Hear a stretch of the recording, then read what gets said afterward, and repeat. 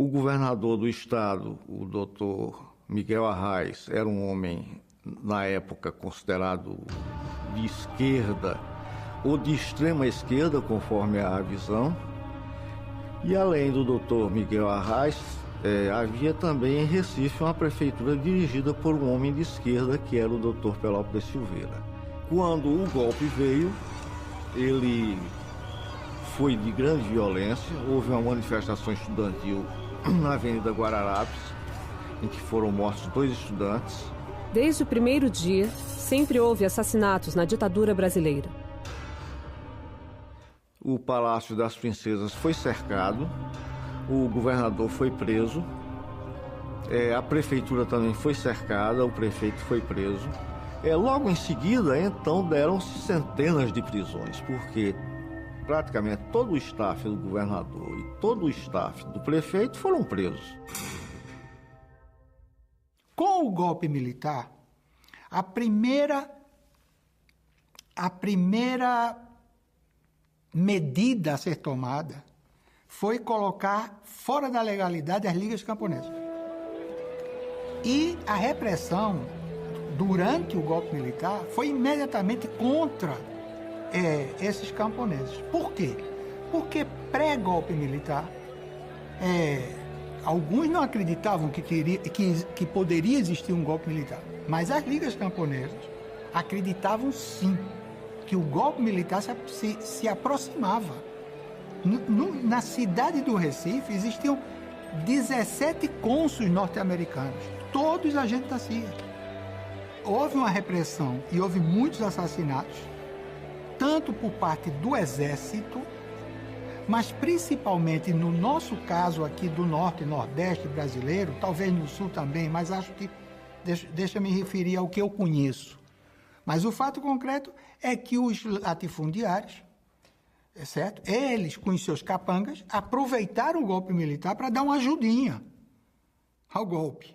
Por isso que se diz que foi parte, um golpe civil-militar, ainda que eu prefira me referir ao golpe militar de 64. Porém, a história relata, eu não posso negar, que esses civis que apoiaram o golpe aproveitaram aquele momento para eles próprios fazerem a repressão no campo. Então, nós não sabemos a quantidade de milhares de camponeses que foram assassinados dessa forma. Já levantamos o assassinato de mais de 1.400 camponeses, não é? Isso é importante que se diga. E ainda falta muito por se descobrir. Em Minas Gerais, já haviam começado as primeiras prisões uma semana antes do golpe ser deflagrado. O governador, ele estava empenhado no golpe e acho que até mesmo acreditava que ia ser o presidente da República. Então, Minas tinha que dar essa aparente imagem de que ela era absolutamente, por inteiro, golpista. Que ela e o governador eram uma coisa só, né? Que essa unidade era real. Então, eles eliminaram a oposição antes. As principais figuras do movimento sindical, muitas da intelectualidade, foram presas antes do golpe. E, primeiro, guardadas, depois, com a procura das famílias, elas foram sendo localizadas pouco a pouco. No meu caso, a minha mãe foi a muitos lugares.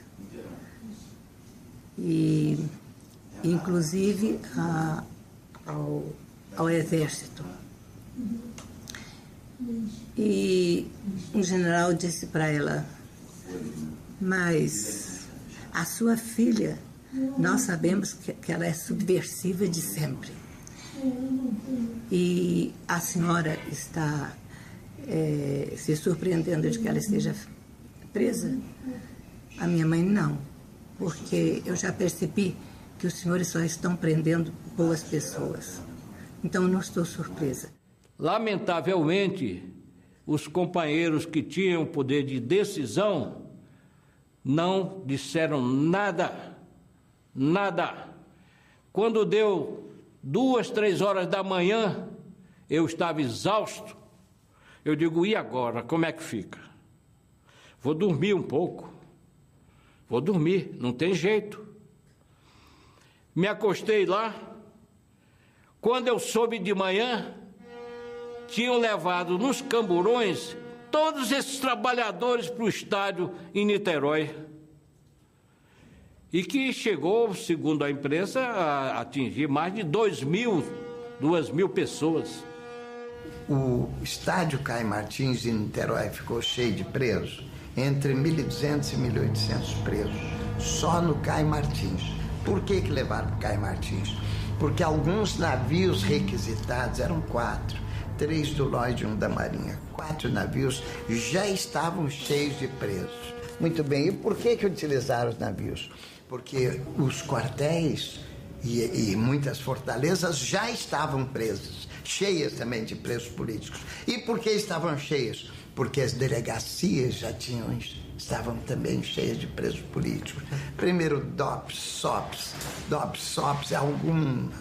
várias delegacias encheram, foram para quartéis, encheram, foram para os navios, encheram, foram para o Caio Martins, que foi o pioneiro que naturalmente inspirou o Pinochet no Chile.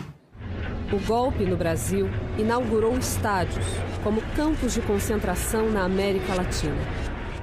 Caio Martins foi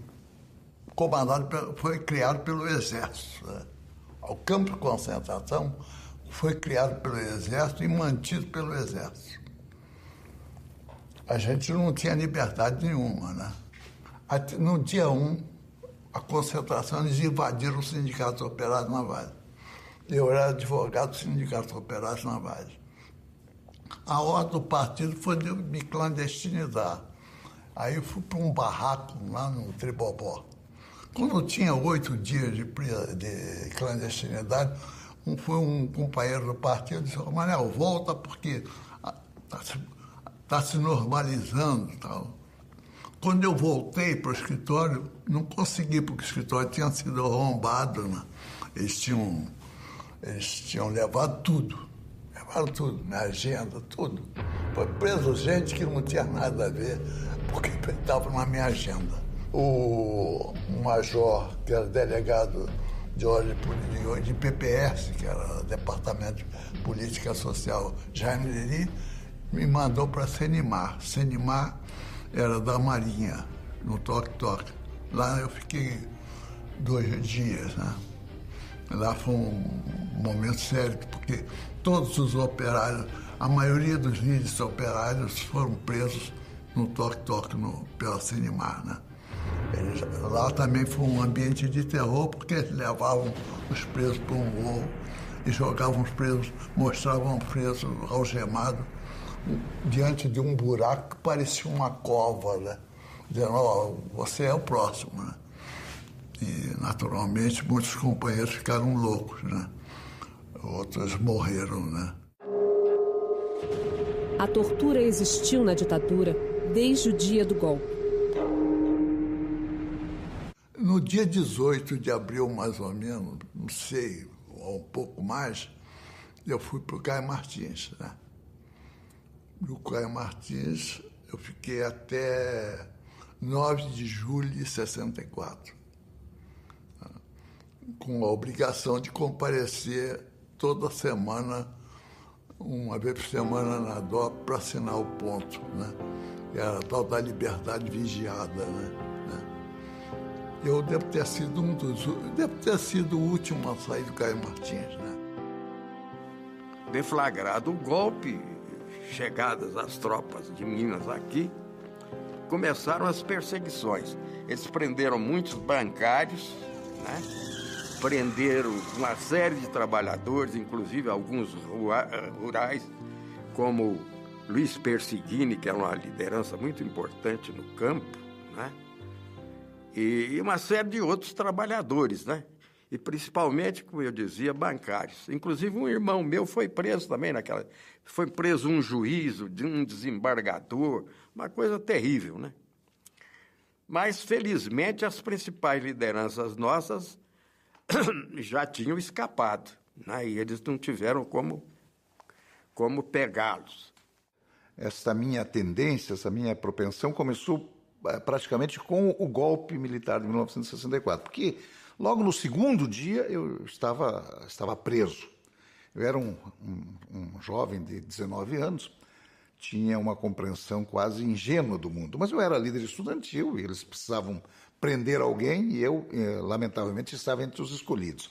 Fui preso uma vez, depois fui solto, fui libertado, 10 ou 15 dias depois voltaram a me prender, a primeira vez na prisão normal, na cadeia local, na cidade de Joaçaba, uma pequena cidade do interior, depois na unidade do exército daquela cidade. E, bem, nunca houve um processo formal daquelas minhas prisões.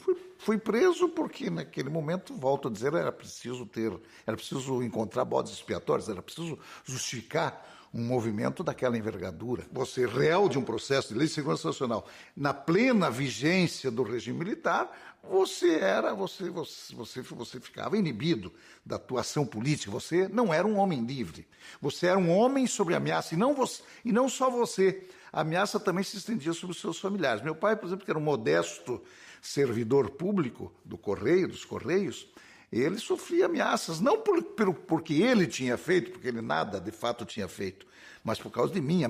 Eu já era casado naquela ocasião, minha mulher era professora, também sofria algumas ameaças veladas e outras não tão veladas.